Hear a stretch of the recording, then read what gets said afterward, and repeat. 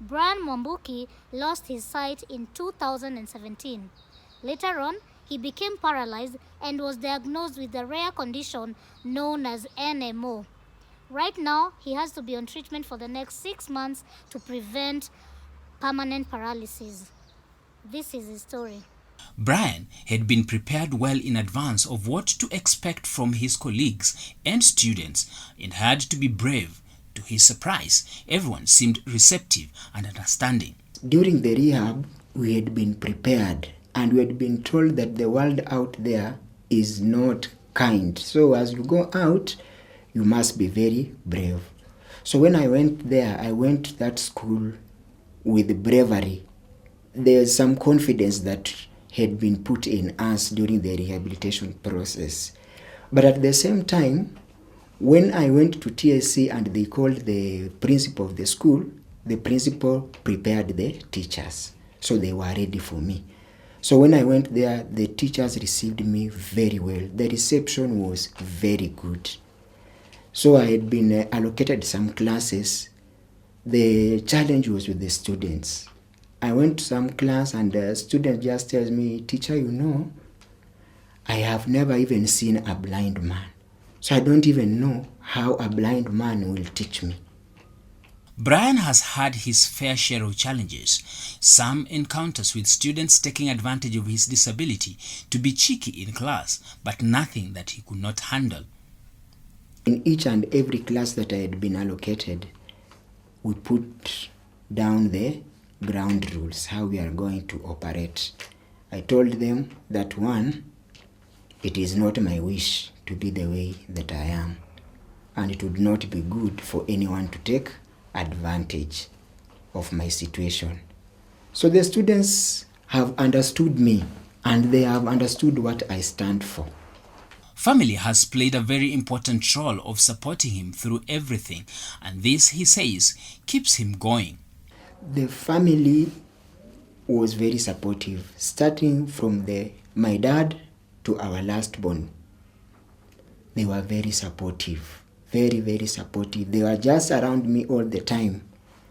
They were around me, reassuring me of their love, of their support.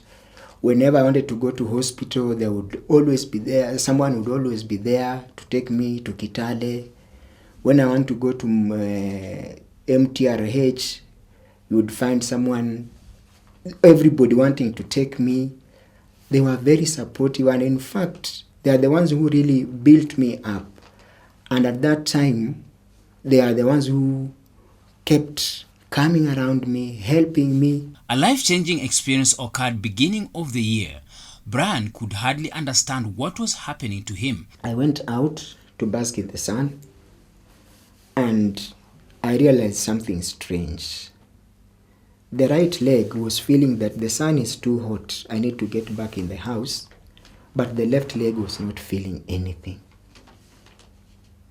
I just ignored it, but I was scared, but I ignored it.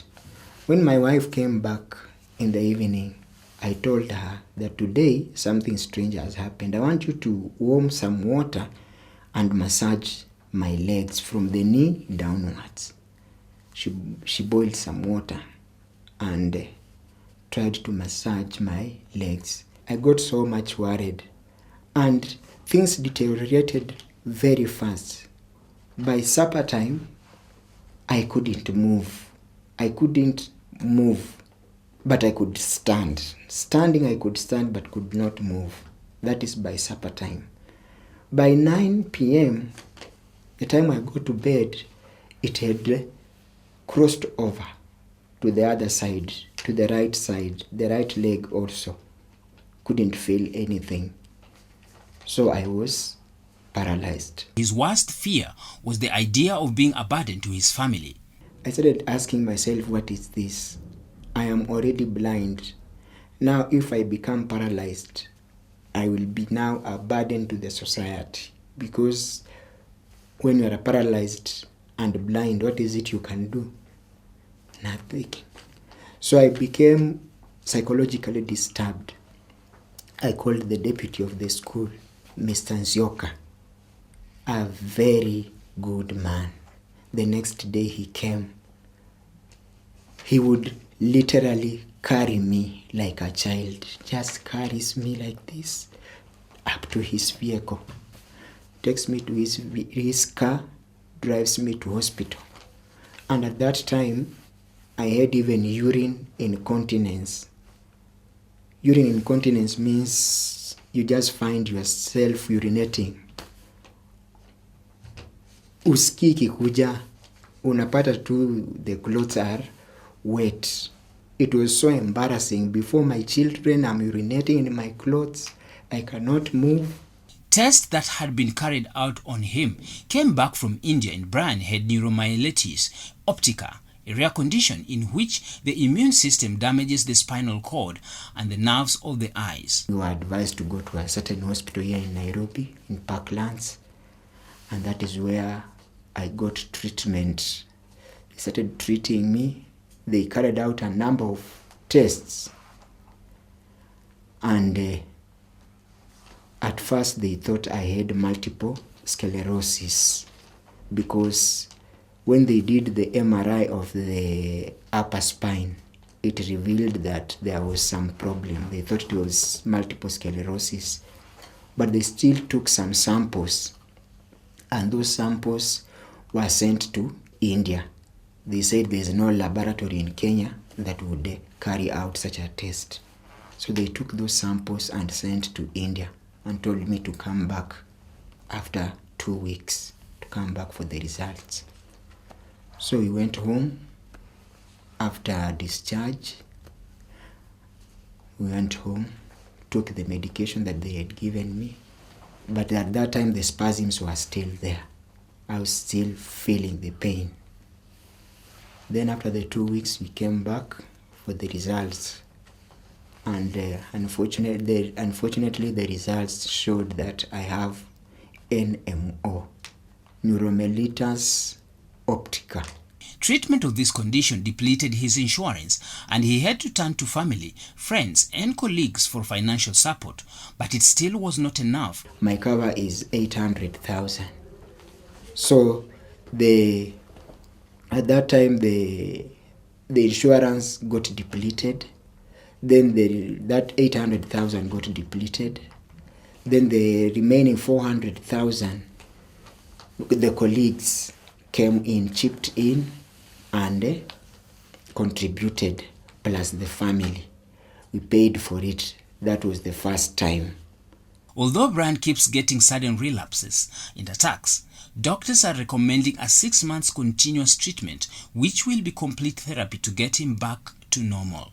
The doctor still insists that I need 400,000 shillings every month for the next 6 months. So that is around 2.4 million shillings that is needed for me to be treated.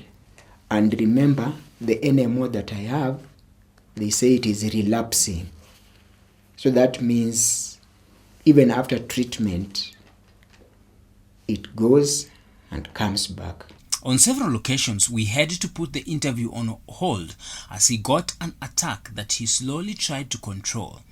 Brian explains how he handles it when it comes while in a class session. I've told them this one, it is something that just takes 2 minutes and I will not fall, so just relax. You know, I was told in this condition there are just 2 things. Avoid stress, avoid very cold conditions. The geography and business studies teacher takes pride in producing the best performing class despite his challenges. I had a Form 4 class last year, and that class emerged the best. In my subject, they were the best.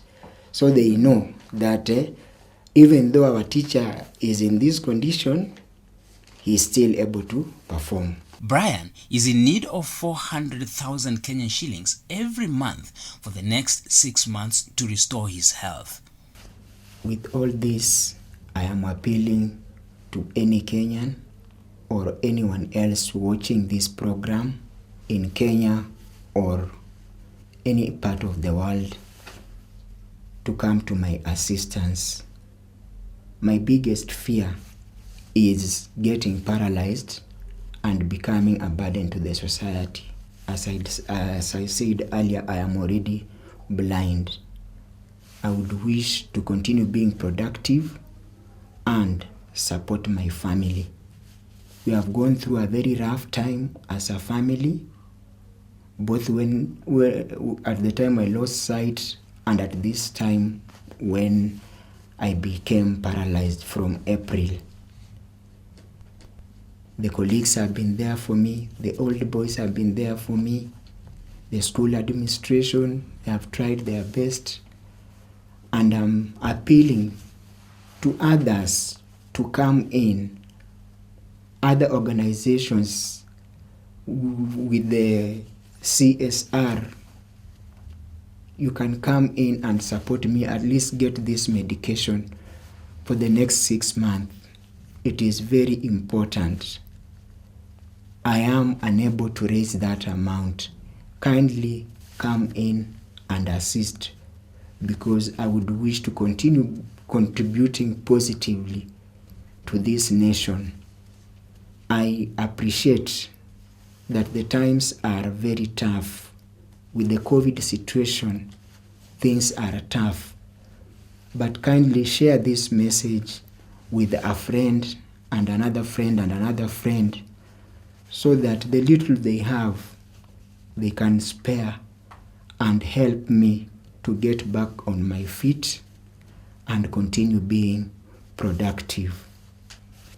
If you have information about organizations or maybe experts that can help me in this situation, I wouldn't mind you giving me a call on 0720 352 325. Let's take a look at the UN Convention on the Rights of Persons with Disabilities. Article 25 of the UN Convention on the Rights of Persons with Disabilities states that state parties shall, Part B, provide those health services needed by persons with disabilities, specifically because of their disabilities, including early identification and intervention as appropriate, and services designed to minimize and prevent further disabilities, including among children and older persons. Sexual and reproductive health for persons with disabilities is an issue that requires urgent attention. As a matter of fact, it needs contribution from every stakeholder in the community, which includes persons with disabilities themselves and the whole country at large. We need accessible, friendly, and affordable products in the market to make persons with disabilities equally feel they belong. Therefore, this reproductive health sector needs to be well conversant with issues regarding persons with disabilities and their sexuality in order for them to be more comfortable to discuss their issues, so that at the end of the day, we are able to negate the stigma that surrounds persons with disabilities and their rights are equally upheld. We've come to the end of the show, and I urge you to pick lessons from today's stories and make a change in your community. My name is Jen Thauri. Goodbye.